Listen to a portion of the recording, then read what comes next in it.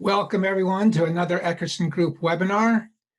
The title of our webinar today is The Best Practices in Augmented Analytics, Techniques for Driving Adoption. Before we start, please use the Q&A button below to ask questions of our speakers at any time. We've reserved time at the end to answer your questions, but if appropriate, we'll address them dynamically during the presentations. And if you have a technical issue, please use the chat button to talk with our administrator. Also, a bit about Eckerson Group before we start. If you don't know us, we are a research and consulting firm that specializes in data and analytics. That's all we do. Our research team evaluates emerging technologies in the field and writes reports, articles, and white papers.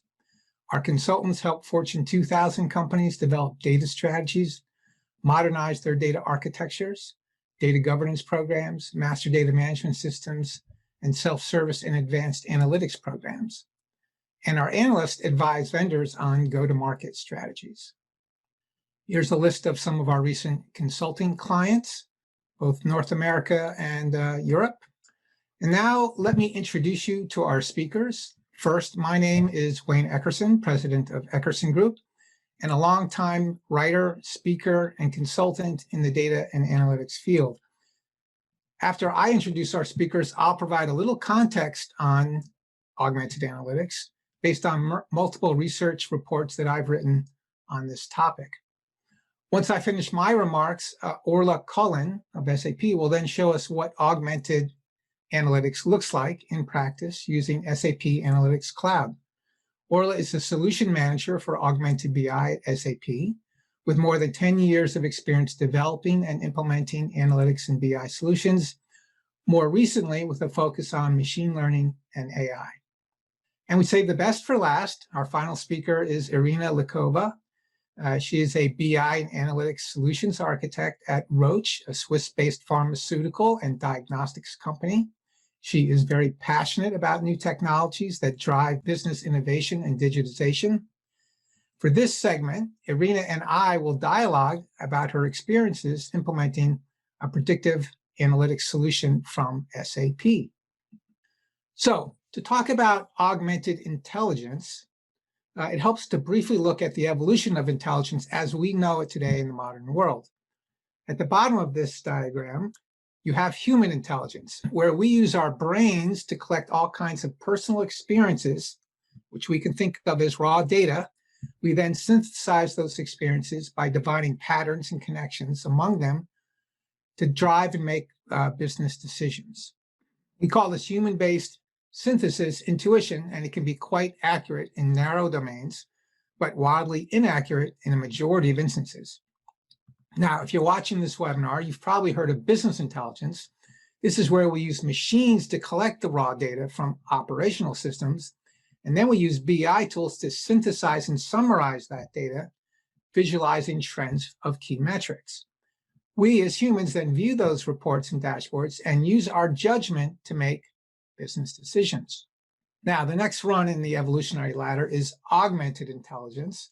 This is where we have machines do more of the heavy lifting. Besides collecting data, we now use machine learning models to analyze that data, detect patterns and relationships, and even suggest actions for humans to take.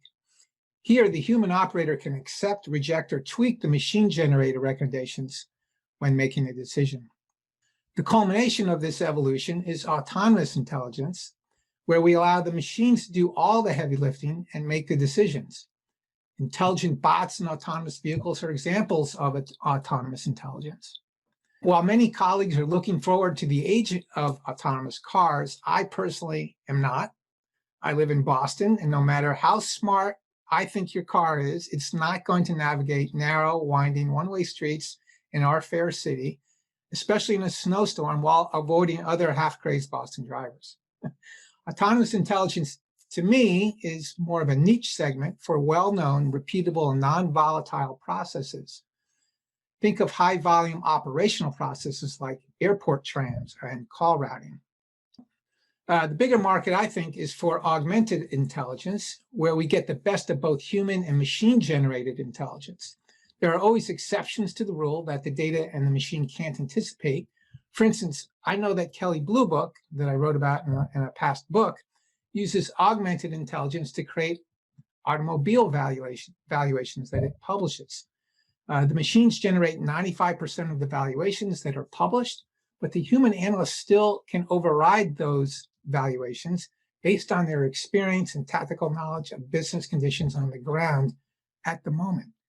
Augmented intelligence makes the analysts at Kelley Blue Book much more productive, generating 3 to 4 times the number of valuations than in the past without statistical models for machine learning.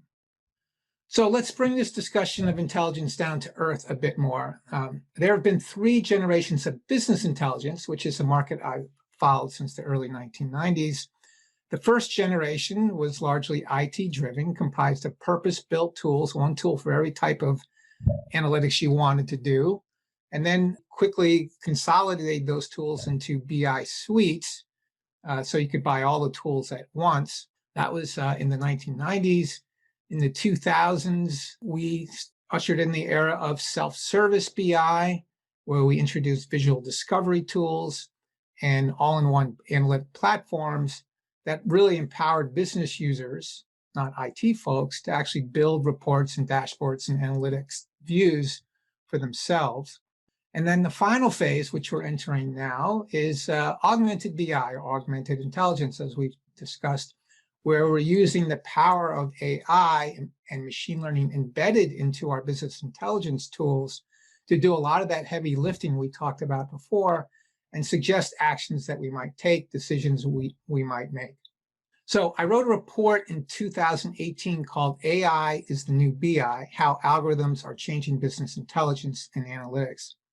This is a chart from that report, and it shows all the AI-enabled features of the time that BI vendors were adding to their products. As you can see, it's quite a long list. It spans both casual users and power users and the full stack of BI functionality, from reporting to analytics to data preparation, model creation, and even model management. Not all of these features have hit the market yet, but the vendors are making great progress in this area. Now, today I want to focus on 4 of the most popular and predominant AI features in BI tools. The first is natural language queries. This is the ability for users to type text into a search box and generate SQL queries, which automatically display as charts or tables. Essentially, this is Google for BI. It's a way to make BI accessible to all business users, not just to data-savvy ones. The second is what I call assisted analytics. This is where algorithms run in the background to generate correlations with whatever a user clicks on in a chart or dashboard. Behind the scenes, the tools generate natural language text and charts to describe the correlations or other reports that the user might be interested in examining. Assisted analytics features in BI tools are kind of like giving each and every user their own data analyst. The third AI for BI feature is a new segment of BI that I call business monitoring. I've written a few reports on this. This is essentially assisted analytics on steroids. Instead of finding correlations, anomalies, or trends related to a single metric, business monitoring tools do this for hundreds of thousands or even millions of metrics on a continuous basis. So rather than having a single analyst in your back pocket, business monitoring gives your executives and managers a team of data analysts that they could never afford to hire otherwise. Best of all, these tools are easy to set up. They learn what's of interest to each and every individual using AI techniques, and they generate relevant alerts in language that people can understand. So I think quite a revolutionary development in our space. The final AI for BI feature, which is what Irina will be talking about, is what I call AI modeling wizards. This is where data science meets BI. These wizards make it possible for business users to create simple but powerful analytical models. These tools provide a graphical interface that steps users through the process of creating a model. They do require some familiarity with statistics, but no coding or expert tuning of the models is required. These tools facilitate the creation of an army of citizens data scientists. to augment your existing pool of usually high-priced data scientists. So very shortly, Orla will demonstrate these 4 capabilities using SAP Analytics Cloud. Now, if you've worked in any organization of any size and used new information technologies, you know that adoption of those new tools, no matter how great, simple, or powerful they are, is not guaranteed. There are many reasons that users and organizations reject new technologies. They're too hard to use. They're too slow. They generate bad data. They don't do what I need them to do, and I don't have time to figure it out. Those are some of the comments that I've heard, and I'm sure you've heard over the years. And these issues are as true with augmented analytics or intelligence as any other technology. For example, in the augmented intelligence space, I've started to hear the phrase fear of search to describe the challenge that some users experience when using search-based BI tools. So even a Google interface to BI can overwhelm some classes of users. So this chart is an adoption framework. And I created this a long time ago and updated it recently. It shows 6 key change management factors required to ensure business users and organizations adopt any new technology, including augmented intelligence. You need to excel in each of these 6 areas to succeed and ensure adoption.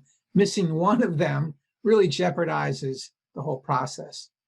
The technology must be easy to use, it must perform as expected by the users, and it must generate what users perceive as high quality data, to talk about 3 of these success factors.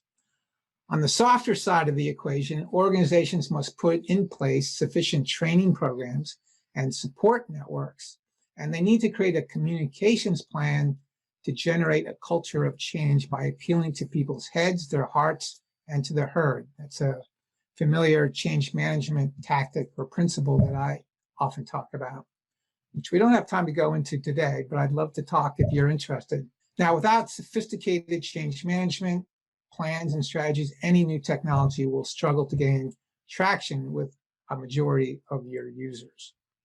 So you can learn more about augmented intelligence and the framework I just discussed in a new report. You can download the white paper at SAP's website at this URL. And now I would like to turn this over to Orla to show you augmented intelligence features of SAP Analytics Cloud. So take it away, Orla. Excellent. Thanks very much, Wayne. So I think Wayne touched upon kind of 4 key aspects of what we talk about when we talk about augmented analytics. So I want to kind of step through them one by one, relating them back to what we actually have in SAP Analytics Cloud. So the very first one I think that was mentioned was around natural language query. And within SAP Analytics Cloud, we have a feature we call Search to Insight. And the beauty of this is you can kind of launch it from anywhere. You can launch it from the home page. So as soon as you log into Analytics Cloud, it's there, or it's ever ready on our toolbar. So whether you're in a story or you're in a data model, you can actually go and start asking business questions of your data. But if we go into the global search, what's really powerful here is this is actually going to search all the available models that I have in Analytics Cloud. I don't have to choose one. I can just pick whatever I want, whatever I have access to, it will find for me. So if I start looking at, for example, gross margin, it's bringing back all the gross margin or all the links to gross margin I have all across Analytics Cloud. And what it brings me back is, first of all, just a figure for gross margin, but also it's a calculated measure. So it's explaining to me how it's calculated. So as we can see here, cost of goods sold by net revenue. Every time I go to type again, it does this type ahead where it's trying to select or propose to me what I might want to look at next. And this is based on what other users have done and what I've done in the past as well. And one of the things you'll see here is straight away, it actually proposes a type of chart. So for this case, it figures that a bar chart actually makes sense for me as well. Now, the language part is actually very important. So here you can see it understands things like top 5, bottom 10, lowest, highest, rank and sorted, and enables me to actually use really natural language for me to actually interact with those things. The other thing just to mention quickly is it is proposing at every stage a chart for me. So for example, we saw just previously that it gave me as standard a bar chart, but maybe I don't really want a bar chart. Maybe I want a heat map. So at any stage I can interrupt and say, well, actually, no, I'd like to see that as a heat map. One of the things to mention as well is understanding what chart it's going to bring back. So if I look at something like gross margin and I type something like over time, I don't actually even have to select the time dimension. It's fine month, so it's going to use month as a time dimension. And as you can see here, it's brought me back a line chart. So again, it's quite intuitive. Based on what I'm typing, it's bringing me back at what makes sense. I can add in more dimensions. So here I can see my gross margin and time and country in a chart all together. The other thing it does understand is using kind of expressions. So for example, again, if I'm looking at my gross margin by customer, but maybe I want to be very specific about which customers I want to see. So here we have a big long chart, but maybe I want to be really clear and say, I only want to see the customers that maybe have a gross margin with me greater than, say, for example, 500K. And it's doing two things here. One, it's understanding the greater than or equal to, but also it understands K, just being 1,000. So something very, very simple you do in everyday life. But I can use other operators, like I can say between 400K and 500K, and immediately those filters are applied to my chart. At any stage, I can actually drop these charts into a story, or I could export them as well, so they're always reusable for me. One other thing that's important is also understanding time dimension. So I can say in this particular search last year, and I don't have to actually specify that we're in 2021. We know that, so it automatically knows that it wants me to wants to bring back data from 2020. I can also say last 9 months. I recorded this in April, so it's giving me March to July. But I can also say last 2 weeks. These type of operators, which are generally how people speak. Finally, every company has their own way of speaking. They have their own terminology, and sometimes we can use multiple terms to describe the same thing. So we also have the ability to add synonyms into here. So for example, I might call it cost, you might call it field cost, but I don't actually have to re-engineer my data model. All I need to do is actually add all these synonyms in here, and I can make sure every time the next time a user searches, they find the correct term. If I have a lot of these, I could import a file, so a big file can be imported, and we can see all of these details as well. So at every stage, we're trying to simplify and allow the customer to use their own language and not push them into using kind of analytical terminology or technical language. At every stage, it should be something we may ask as normal. So this is our desktop app, which I've just shown you there, but we also have this capability on our mobile devices as well. So everything you just saw there about typing a question and bringing an answer back, we can also do on our mobile device, but we have one extra nice little feature here, which is the ability to actually speak into our mobile phone. So not only do we want to be able to type in an instruction, but we can also speak it in. So again, here I'm looking at gross margin by location. It's bringing back a number of charts.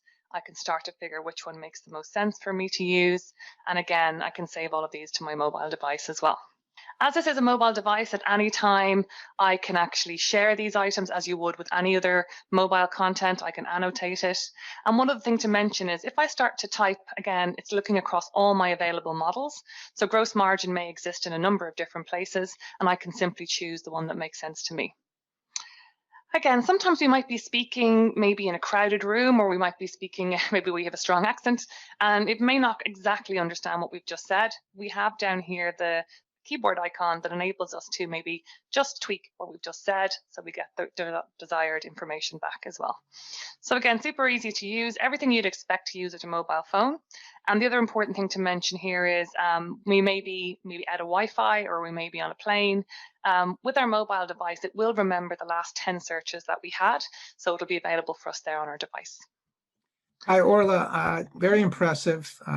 One question. I mentioned fear of search in my little opening remarks. This seems very intuitive. Are there any operators that people need to know before they start? Are there any places that, any training that's required? I mean, it seems very intuitive.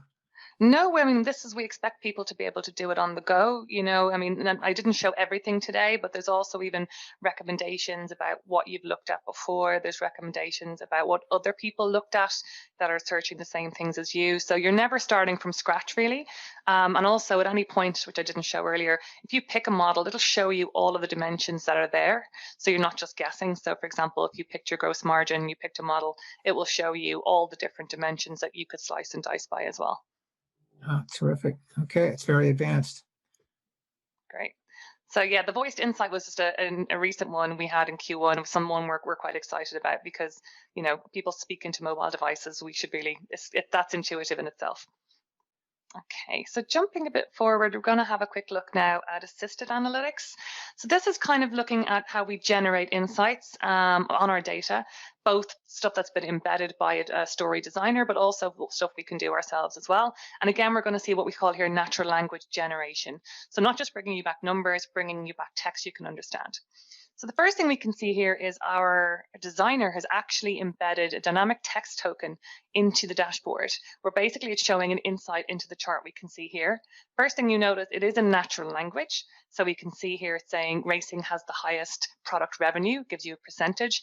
And if me as a user wants to see more, I can select on view more, and the Smart Insights panel comes out from the left-hand side where I can start drilling through more information.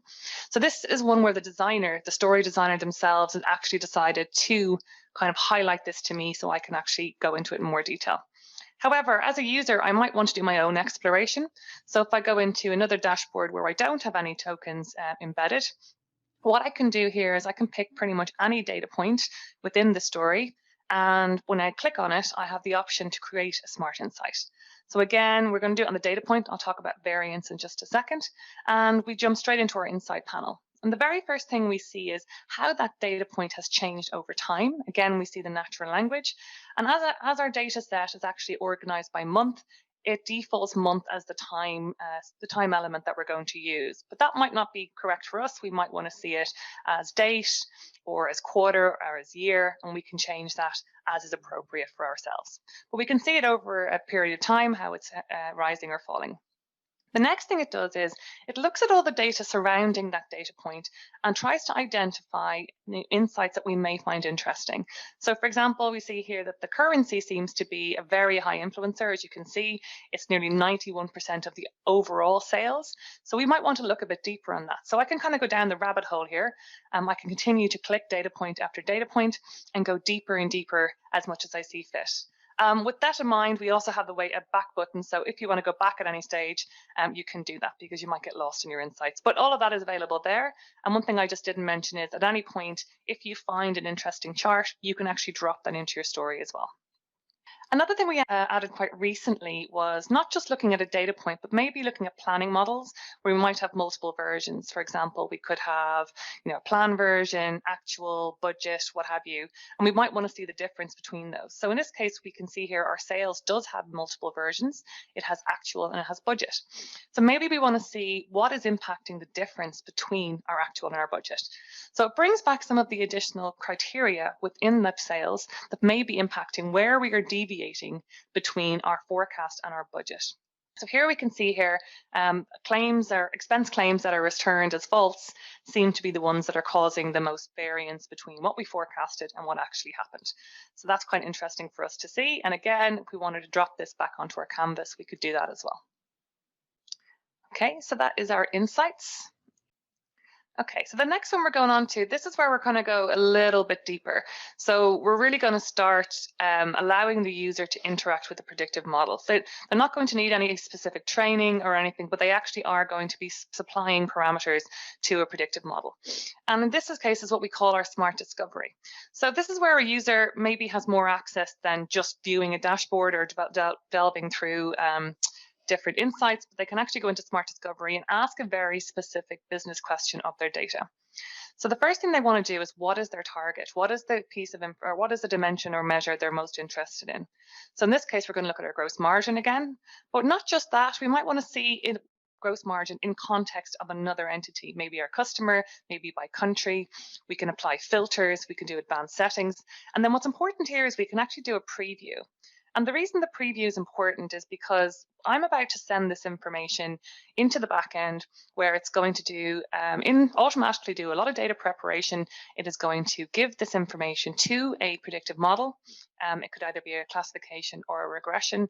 It's our automated predictive library behind the scenes, but it could take some time to run. So it's making sure I understand the question I've asked.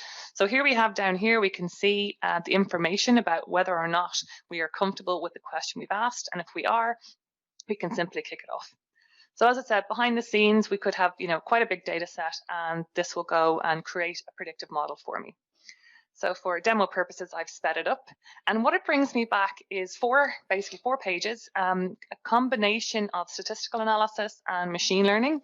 So up the top, we can see it's mostly statistical. So we're seeing, first of all, the total number of customers we have, the minimum value, the maximum value, and also the distribution over the gross margin. Below, we have used the gross margin over time, and we've also done a time series forecast, giving us 2 additional months worth of data. So again, it's shown us what's happening up until a certain point, and then using a forecast to go further. It also gives us kind of a breakdown of our top 10 customers, and as you can see, it has embedded some Smart Insight text token at the very bottom here, giving us a good view of what's happening across this whole data set. So this is the first page, which gives us an overview, gives us all the information we can use, and effectively we can then move on and start to look through all the different things that happened here. One of the first things I'll mention as well is we actually have trained this model, and what it'll bring us back is even some of the model metadata. So the first thing we can see is our key influencers. So what are the things in our data that are having the most impact on our gross margin? So we can see here customer segment, number of employees, they're having a big impact, so we can go a bit deeper. Here we can see for the customer segment, our Fortune 500 is definitely having a very big impact on our overall margin. Going into unexpected values, I think this is a very interesting page we have. And what we've done here is we have taken the data for gross margin by customer. We have run a model across it historically, and we've identified areas where the forecast differed significantly from what actually happened. So these are kind of anomaly detection, if you like. So here we can see there's a couple of data points that are kind of outside what we would have expected. And there's many reasons for this. The machine can only know so much. We know more about what happens with our customers day to day. It's not all statistical, and we can understand that as well. Final page we have is around simulation. So here we can see, as we mentioned earlier, the different variables that are having the most influence on our data, and we can change with those to see what the impact would be. So we knew the contact level was important. So if we move the contact level in this case from a C-level executive down to a manager level, we can see a 35% decrease in our overall margin. So we know that the level of contact that we have with our customers has a very big impact on whether or not we're successful. So we can play around with these figures, and it can maybe help us understand how we go forward with new opportunities with our customer. So Orla, that's fantastic. One thing I've always been confused about with both your assisted insights and business monitoring, you're selecting one metric. So what's the real difference between the two? It sounds like the business monitoring, you're doing much more, many more types of analyses and sometimes directed analyses. Is there anything else? Yeah, I mean, to be quite frank, the Smart Insights is actually using statistical methods behind the scene. What it's doing is a huge amount of computation to find what the top insights actually are. With this business monitoring, we are properly using algorithms behind the scene to actually calculate things like outliers, key influencers, and forecasts. So one, I suppose, is very much focused on one data point and how the world reflects around that data point. Whereas what we're doing in the second instance is looking at the whole data set and actually running an algorithm across the whole data set. Gotcha. Thank you. Sure.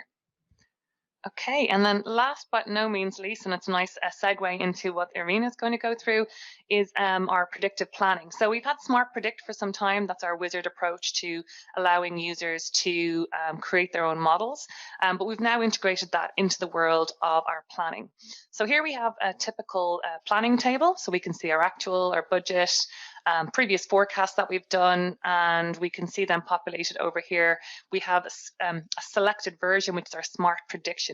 So as we can see, Q1 has already been populated because Q1 has passed, but we would like to know what's going to happen with Q2, Q3, and Q4. So what we're going to do is we're going to jump into our Smart Predict, our wizard. So again, this can be, person that uses this can have varying degrees of knowledge of predictive models, and as you can see. So if I'm quite a simple user, I want to do a time series forecast, the first thing I need to do is pick my data source. So now, as of the last couple of quarters, we can now use planning models, which is very, very important to our customers. So we pick our planning model, and then we pick a version. So again, this is our actuals. Is it our budget? Is it our, what other information we might have there? So in this case, we're going to use our actuals. So the actual data that's just passed, and we're going to use that to train our model. Now, the figure we want to forecast is our sales revenue, and we also want to know what date. So it's smart enough here to know within my data set what my time dimensions actually are. So as you could see, for Q1, we had 3 periods, and we wanted to do 3 more quarters. So that's 9 months. So we put 9 forecasts in here. And also, this is a very important part. It would be very easy for us to just run a time series forecast against all of our sales revenue for the year and get 9 months worth of information. But what does that actually really tell us? You know, to be able to break that down by other dimensions is extremely important. So in this case, we're going to break it down by product, which is our bike type, and we're also going to break it down by region. So what does that mean? It basically means that we're going to create an individual time series forecast for each and every combination of region and bike type. So it's really going to give us, a real indication for each of those areas at what it is we're actually doing. So the training happens in the background. Again, it's our APL library. And as you can see, we have an individual forecast for each of those combinations. It's giving us the top entities and the bottom entities by accuracy. So that's using our MAPE, which is our mean average percentage error. So the lower that is, the better we like it. So as we can see here, the e-bike in region 4, it's 2.25%. That's a good MAPE that we like. And as we can see, maybe for China, it's a little bit higher. So it's important for when we put this back into our planning dashboard that we keep this in mind. Again, as I mentioned, this does, it caters to different types of levels of knowledge of data science. I might really want to go in and see a lot of information about the signal, the trends, the cycles, what's actually happening amongst the data sets. I want to see some statistics and go through that in a lot of detail. And that's something I can do because we know that more and more with the citizen data scientists, they want to go a little bit further. They want to understand a bit more about their data. And so they can drill into each and every one of those forecasts and see more about it. When we're done, we need to save this back in. So this forecast will be saved back in as our smart prediction version. And once we've done that, we can just click save, and it's now back into our planning model. Okay, so we want to see this in context of the rest of our planning dashboard. So as we go back in, we hit refresh. And now we can see those predictions for Q2, Q3, and Q4. And we also have a nice little delta bar at the end that shows us the difference between what was forecast and also what actually happened. And what's interesting to see here is most of our planners, and I think Irina will probably go into more detail on this, the machine learning can take us so far, but we also know a lot about we're domain experts in our own area. They can adjust those as they see fit. And that was the end that I had. I think it might be a nice segue into Irina to talk a bit more about her practical examples with predictive planning. Thank you, Orla. So maybe I can say a few words about Roche. So Roche is a global healthcare company with more than 120 years of history in developing novel treatments and diagnostics for its patients. It is employing more than 100,000 employees, and it invests heavily in research and development. So above 20% of the sales are invested in R&D. So Roche is really focused on innovation and new technologies, as it's also a pioneer in personalized healthcare. Great. Irina, thanks for sharing that about Roche. Sorry your graphic didn't display. That's a real anomaly. I'll have to talk to Zoom about that. So we're going to have a little dialogue at this point. And I know you have an architecture graphic, so you just tell me when you want to share that. But maybe you could explain first, since we're talking about predictive planning and you're using the SAP tool to do that, what was going on before you implemented this product? What was your process like? What were the pain points that you experienced that caused you to implement this new technology? So for this specific use case, the target audience was finance, and the process was very time-consuming and manual for the finance users. So there were several finance units who had different tools and different processes when they were forecasting their functional spend. And it required more than several weeks to enter manually the future forecast for the cost. It was also very unharmonized process, so you could hardly know what is the true data that was planned. And the challenge was that the people were really spending a lot of time on activity that was not that valuable at the end. So it sounds chaotic and no value add coming out of that situation. So then you explored solutions. You ended up with SAP's Analytics Cloud, and we talked about AI modeling wizards, of which this is an example. So tell us what changed after you implemented the predictive planning solution. So the implementation of SAP Analytics Cloud went along process improvement. So in addition to the implementation, also the different finance units decided to harmonize their process. So as a result, we had one single solution for the whole finance. It automated a lot of the work that they have done previously manually. And as a result, it saved a lot of time for them. They were able now to invest this time in really valuable activities instead of just spending time on forecasting some numbers that were not that accurate at the end. It also brought a lot improvements in the accuracy. So we gained about 10% improvement in the accuracy when compared to the manual forecast that was done earlier. And in terms of gaining the time, our finance users were able to forecast 4 billion for just 2 hours when comparing weeks on that earlier in the previous manual process. So you could forecast more frequently. You saved everybody a lot of time. You had one planning model that everyone could agree on and better accuracy. Sounds like a win.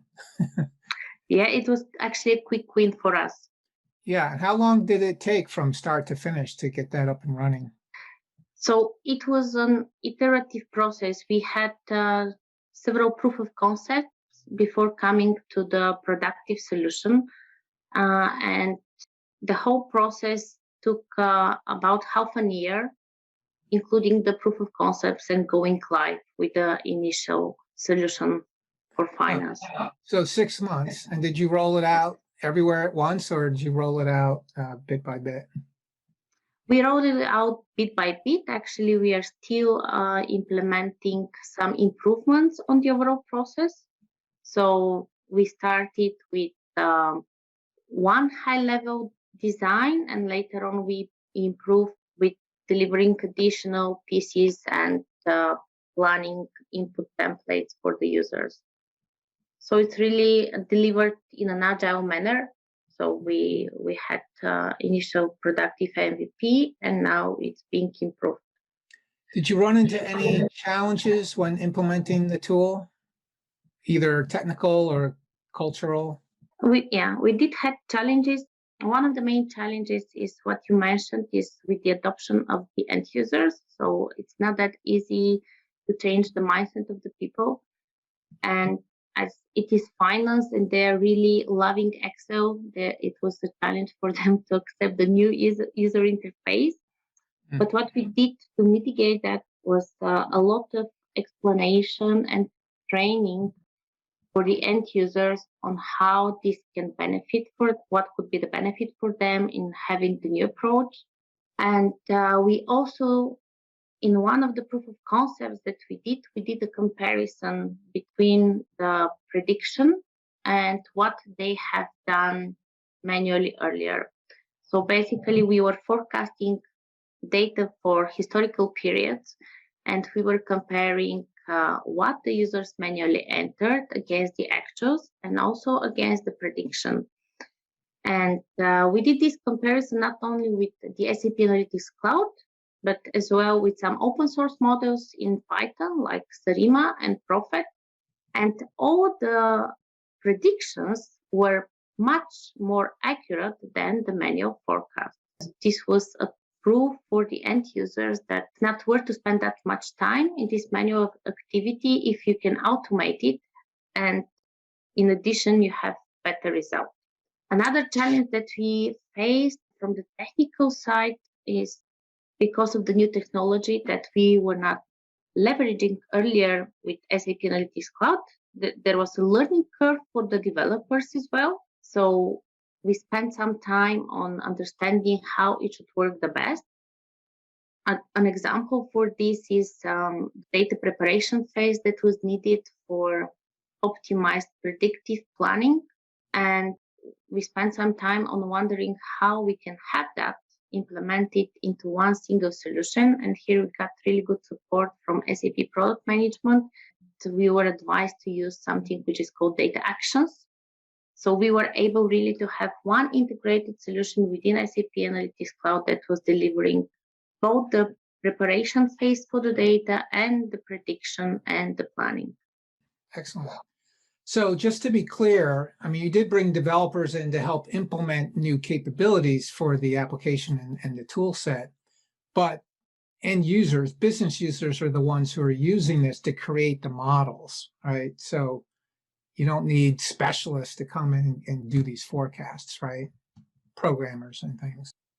Yeah, so one of the evaluation that we did when we were comparing the results of the proof of concepts was the ease of use. And it's true that with this solution, with the SAP Analytics Cloud Predictive Planning, you don't need a data scientist, so you don't need to have a deep knowledge into machine learning to get this result. If you're interested, you can look at error metrics that are out of the box and graphics that Orla showed earlier, but it's not a necessity, and you can save some time into a heavy data science project.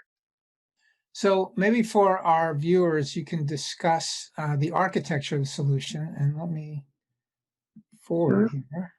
Okay, the graphic does work here. So Okay. This is the architecture. So maybe you could step us through it quickly. Yeah, so this is the high-level architecture at the moment. As I said, the solution is evolving, so it might change a bit over time. What was really beneficial in our use case was that we did have the historical data already available in our BW system. So all the actual costs were available. There was no need newly design of an ETL. Maybe this is what really accelerated the whole implementation. So we take these historical actual costs and headcount data and we load it into planning model in SEC. There we do the data preparation with the data actions as we mentioned, and afterwards we run the smart predict through this predictive scenario, and we save back the prediction into the planning model into a separate planning version. And from there, the users take out the data and look if any adjustment is needed. In our case, there are only 30% of the data that is being modified by the users. So basically, the majority of the data they take as it is proposed by Smart Predict and only adjust the numbers on some specific costs for which they have the latest knowledge. And one good example is maybe the COVID-19 situation, because it dramatically changed some costs, for example, for travel. And in this case, the predictive model was not able to detect this change of the data, of the historical data, and the business knowledge on the current situation was coming to correct those numbers. This is, of course, true at the time when we did that test. I know that SAP recently released some smoothing techniques to improve such disruptive time series. So the product is evolving as well. So after we have the data in the planning model and also adjusted by the users, we send it back to BW because it's just a design decision on our side to report back the data with live connection. So then the data is stored in the BW system and it is reported in SAP Analytics Cloud as well. That allows us to complement the data with some different data sets on the BW side, which we use for data integration. So like the Kelly Blue Book story, it sounds like most users trust the output of the model and only change some of the fields in the planning section when things are unusual. Things are changing unusually on the ground. So you said 30%? Yeah, so with the latest planning event that we had, it was 30% of the data points were adjusted. So 70% were left as they were proposed by Smart Predict. Great. So last question before we open it up to questions, and we have quite a few. How important is it to have a strong vendor partner to pull off something like this? Of course, it is very important. As I mentioned, we had a really strong support from SAP product management during the development. So they were advising us on how to proceed with the implementation, and also they were really quickly fixing some of the issues that we faced. And not only fixing some small issues, but as well providing enhancements and listening to our struggles and releasing new functionality that really helped to progress that fast. As I mentioned, this COVID-19 improvements of the time series, and there were many more actually that happened during the project development. Okay, well, great. Let's move on to our Q&A section. Boy, Zoom is really not liking our graphics at the end of this presentation. There should be a little puppy dog there with its ear up asking you to submit your questions. And we have a few here. And Aura, looks like you answered some already. I've been answering a few while you guys were talking. Yeah. Was there anyone, if you want to, maybe you could share one that you did answer for the benefit of everyone on the line? Yeah, I mean, I think one of the first one was about how we deploy AI models or augmented functionality into company systems. So I just kind of commented a little bit how one of the key metrics we're looking at is with Analytics Cloud is the ability to connect with other and multiple SAP applications to enable these dashboards either to be created using feeds from these systems, but in other cases, we actually are embedding some of this functionality directly within there. I don't know if you want to go a bit further on that one with integration with other systems. That sounds good. Was there another one that you answered that you would like to share? Or I'll pick one out that's new. How about you browse through them? I'll pick a new one out. And for those of you still on, if you have any questions for Irina, that would be great to send them in right now. Although I think she did a wonderful job summarizing exactly what happened in that case. Let's see. When do we think that the functions of planning, etc., within SAC could potentially replace BPC? As I understand, the current SAP recommendation for a new BPC implementation is so far on BW4. So a little bit of a technical migration question here. Yeah, that's fine. And I know Mike. Hi, Mike. How are you doing? Well, he's an old colleague of mine. Yeah, so good question, Mike. Being very frank, for BPC, we are still recommending for on-premise solutions that you continue with BW4. We are working tirelessly to widen the SAP Analytics Cloud planning function, and that is intended to be our cloud-based planning tool. So if you are migrating to S/4HANA Cloud or you're using any of the other SAP Cloud products, SAP Analytics Cloud would be the option for you. I think actually a lot of companies are moving to S4, so in which case SAP Analytics Cloud is best placed for that. If you are really looking for the on-premise with BW, continue to use BPC. Those solutions are still being developed in parallel, one being very cloud-focused, one really looking at an on-premise integration. And here's a question from Ala. Would you please elaborate on how Augmented Analytics used ML AI techniques to transform how analytics content is developed, consumed, and shared, automate data preparation, insight discovery and sharing, data science, and ML model development, management, deployment? So the whole kit and caboodle. There's a lot in that. But let me pick out a few key topics, because I think the automated data preparation for me is a very important one, because everybody wants to use ML and AI, but if your data is not in the right format, it's just not going to work for you. So one of the key things we've been working on, particularly with the business monitoring, was when you pick a question, we have to do things behind the scenes like flatten that data, flatten down hierarchies, pivot that so that we can actually feed it through a mathematical algorithm. So yeah, that is absolutely something that we're doing for you behind the scenes, because it's where most people fail. 80% is data prep in ML, as we know. So that's been a huge part of doing that. For the insight discovery, that's mostly statistical, again, that we're using lots of complex formulas to do that work for you, again, behind the scenes. Because we have HANA, we can do it nice and fast, and we do that as well. Data science and model deployment development. Yeah, you kind of saw the wizard there by picking at every stage, what version we wanted, what filters we wanted to do. Actually, the user is doing a certain amount of the orchestration. Now, obviously, behind the scenes, we are doing the prep, but they are actually deciding, I want this to be my signal, I want this to be my time point, I want these to be my filters, I want these to be my segments. And they're actually telling us what they want without having to do it, and we're actually doing it for them in the background.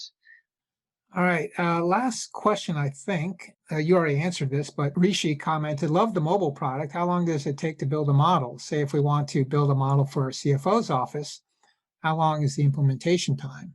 And does it work with handheld devices? Well, the modeling itself doesn't work with the handheld devices. You would have to be using the application to build out the models. It's a bit like how long is a piece of string, really. I mean, if you have simple data models coming through, it can be very, very easy and quick. You load in your data or you connect and you maybe do some, but there's cases where there's quite a lot of data wrangling needed, in which case that could take you some time. And also we have some good use cases where we're blending data from, for example, finance and HR, and bringing that together, blending it, making sure the granularity, cardinality is all right. So those can take time. So I guess it's not a great answer, but it just depends how complex your model is. If you have a straightforward kind of table or query or even a calculation view, very quickly you can turn that into a model. It doesn't take a long time. It's where you need to tweak and change it is where that might take you a bit more effort. Okay, now this is the last question, and this is for Irina. Antoine says, hi, Irina, thanks for a great walkthrough in Roche's use case. Is this correct that Roche is now leveraging SAP Analytics Cloud for analytics and planning capabilities, in addition to the predictive capabilities, targeting more and more the finance end users and providing them with a comprehensive end-to-end experience? Thanks, Antoine, for that question. So we did have the initial phase when reporting was done on top of BW only. Like this was our first MVP. And at the moment, it is true that solution is evolving, and we do have now the reporting or analytics on SAP Analytics Cloud as well. We are targeting SAP Analytics Cloud as the self-service and front-end solution for finance. And we are gradually moving all the functionality that was before in BW to SAP Analytics Cloud. And we expect even more functionality to be redesigned and moved to SAC. It's great endorsement there. Orla, Irina, thank you so much for participating in this webinar and sharing your insights and knowledge. I want to thank the audience for tuning in. I hope you got a lot of value out of it. Until next time, have a great day.